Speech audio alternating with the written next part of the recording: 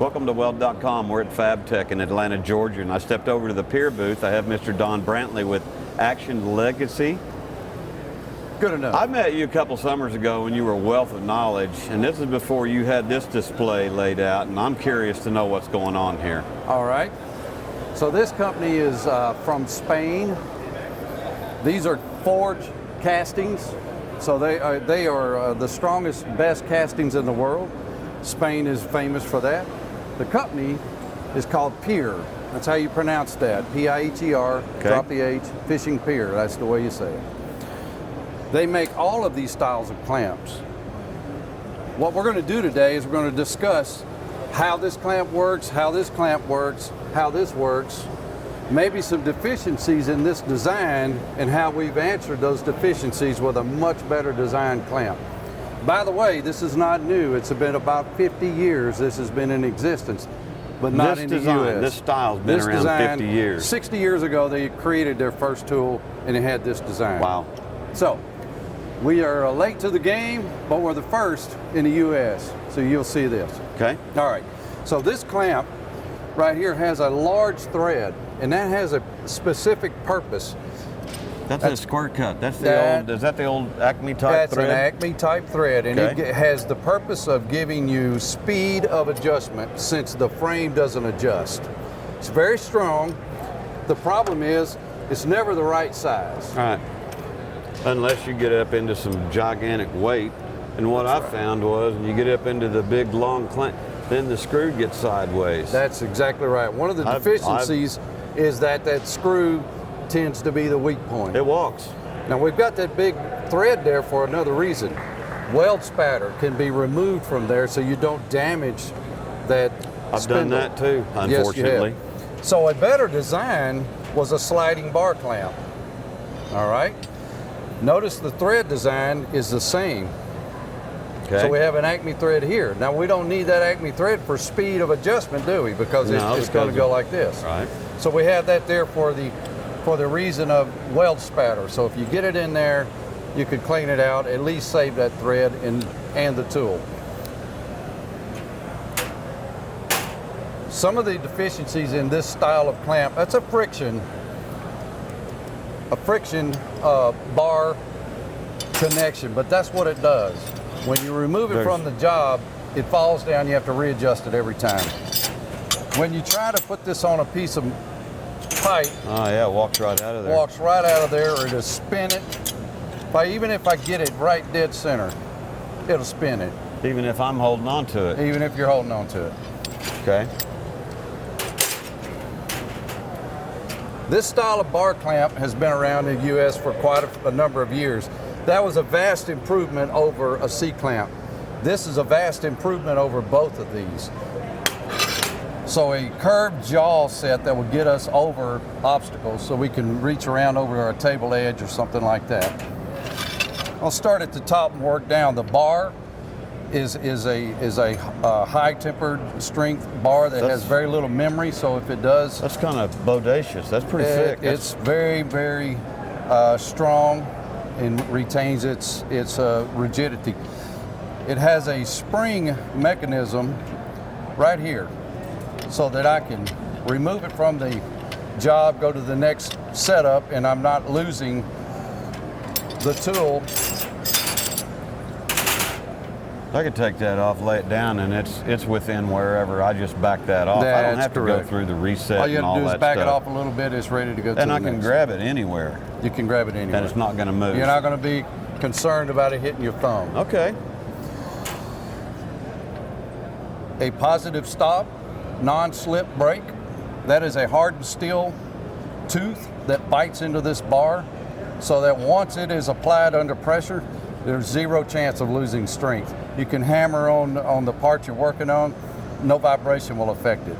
It will maintain that strength over as long as you want it to be there. Nice. Okay? No threads are exposed on this tool. All the threads are internal.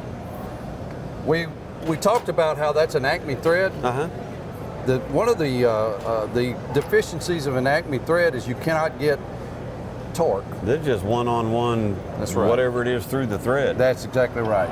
It depends on how big your cheater bar is that you just put back here, huh? That's correct. All right. And then we do put cheater bars on them.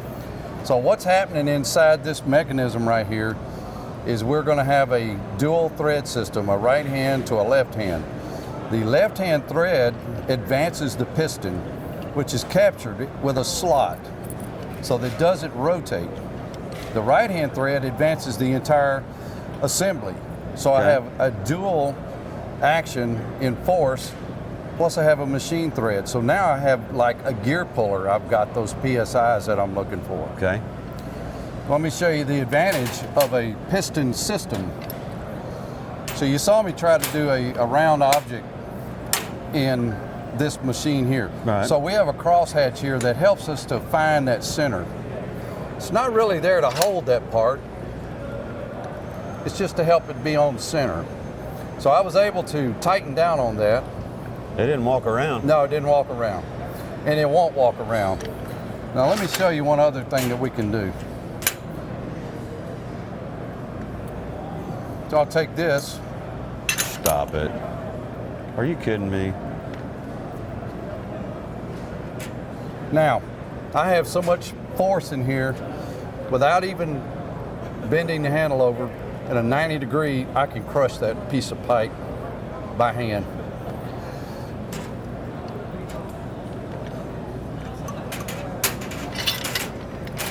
I'd like you to think about this in terms of a hydraulic ram.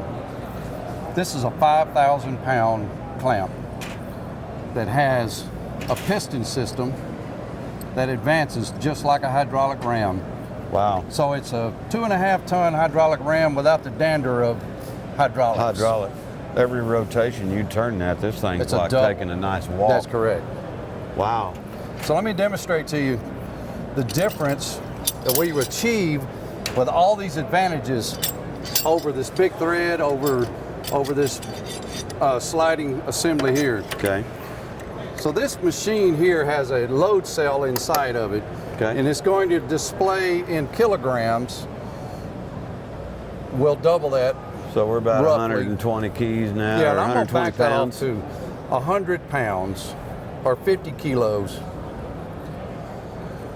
And the reason I'm doing that is to give me a starting point. You got a nice sensitive scale there so you can do some good measuring. Now I'm going to say that's good enough. So I'm going to make one rotation, Okay. and we're going to see how much force we've applied. So you were about 60 and now you're 176. Yeah, so double that number for the poundage, right? Okay. I want you to take a look how it's already starting to Yeah, I advance. noticed that. Because this Starting is to bending deflect, out. Bend. We're getting a little bit of bow right here. Now go ahead and get an additional turn on there, because that's what we're going to do Wow. in the real world. This thing just walked up about 3/8 to a half an inch Yes, back it here did. in deflection. And it transferred that deflection right here, which would have slipped off of the part that you were on. I welded a little keeper there so it would slip off. We ended up with about 700 pounds, just Okay. give or take, right? Okay. So under 700 pounds, we were totally stretched out of shape. I could put a cheater bar on there, Bob, and start I'd cranking rather you on not. it. I'm not going to. That number wouldn't change appreciably, but what we do would be just bend this, stretch it all out of shape. Now that thread's loaded up. It's hard to turn. Right. It's this big thread and loads up. Let me get this off of here. You want that big boy there? I do. About the same size as this one? This is a 12-inch clamp. This is a 12-inch clamp. Okay. Now what I want you to see, I'm going to have the exact same starting point. I'm going to put that 50 on there. And by the way, I'm able to do that without cocking that handle over. So we're going to call that 5 o'clock. Okay. One rotation. Oh my. So we're at the exact same pressures we got with 2 turns on this tool with We one got turn. with one on that one. Directly related to 2 things: to that gear system in there, to the fact that this did not flex, nor did this back. Nothing's out of shape. I didn't see anything move other Nothing than moved. this. And this was only going to stay in that condition. I'm going to go ahead and get that second turn on there. Where'd I go? 5 o'clock? About 5 o'clock, yeah. Good enough. 1,400 pounds. Oh my. 1,400 pounds manually. No need for tools, Cheater bars. wrenches, and- cheater yeah. bars. 1,400 pounds. Which is kind of a dangerous situation Yes, it too. is. Yeah. Yes, it is. And the threads have not loaded up to the point where I can't just spin that off of there.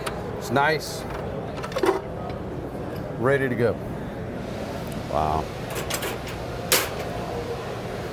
One other tool that we've designed with this in mind is we installed 2 of the piston systems on a single bar. So if you look right here, I've made marks here where I can Oh, spread man. that back to square, All right. or I could take these off, turn them around, and push it back to square. Hey, that's not the tabs up here in the weak part. That's down here in Yes, the thick, I'm in heavy the part. heavy part of the steel there. Okay. Don, why don't you just shut up now and take all my money? Thank Gee you very whiz, much. Wow, that is some cool stuff. There was enough in here for. So, you know, when I grew up in the day, it was all this. I didn't know these had been around for a while. When I first saw these, it was like the woodworking type stuff. But I know a lot of people use these in metalworking, and I've seen them load them up. I've not seen them tested. And when I saw that tested in that machine, I started, because I'm standing over here, I'm watching this thing really take a bite and walk and move around and flex and everything. And then the scale itself can't lie, so. Yeah. Bob, there's a huge safety factor as well. If you overextend this beyond its limits, that forging right there, it can explode. They have been known to break and shrapnel goes. Yeah. This is not going to do that. I don't see that happening. Yeah. So this is cast, It is. and by geometry we're getting shape. I'm glancing at this when you first started explaining that. These are reversible. Yes. And we can pull as well. We can That's move correct. stuff around. That's correct. These Incredible. bars are standard stock items up to 10 foot long. And all these clamps up to 10 foot long. Fascinating. Fascinating. That's fascinating product for an end user like myself. I do a lot of project stuff, and there's times you're getting parts everywhere, and you're trying to square up, and you got every clamp in the tool bag out on the floor or on the table or something, and yeah, I can see some real advantage on the lock system, the mechanical advantage, the geometry. Yes, sir. There's one Incredible. other thing we might want to talk about. This tool right here has a value. It's a dollar value. This has a dollar value. Now, if you paid $70 for this tool, what would you expect you might pay for that tool?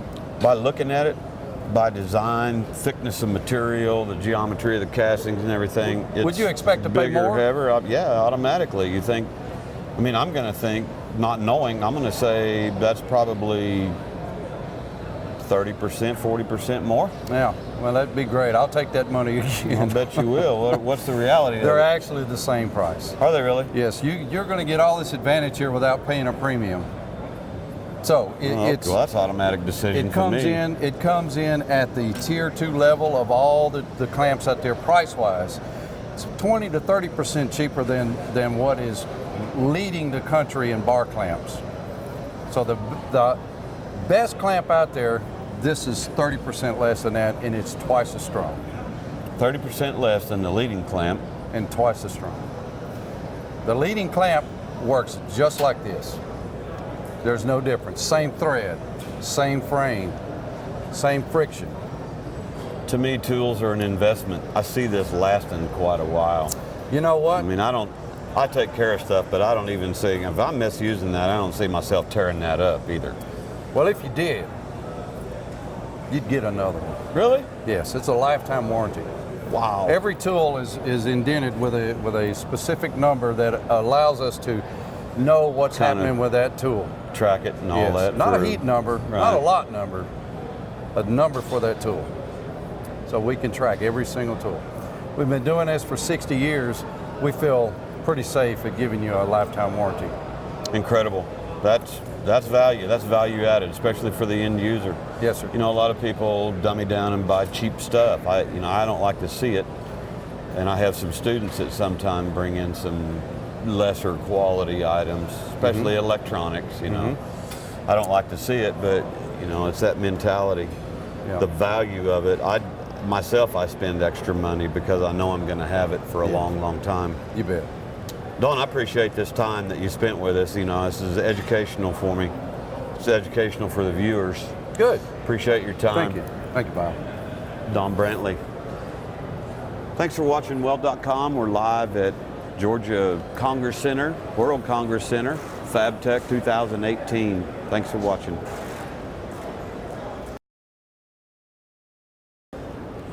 Hey, welcome to Weld.com. We're at the Piher booth. Let's start over. Good intro.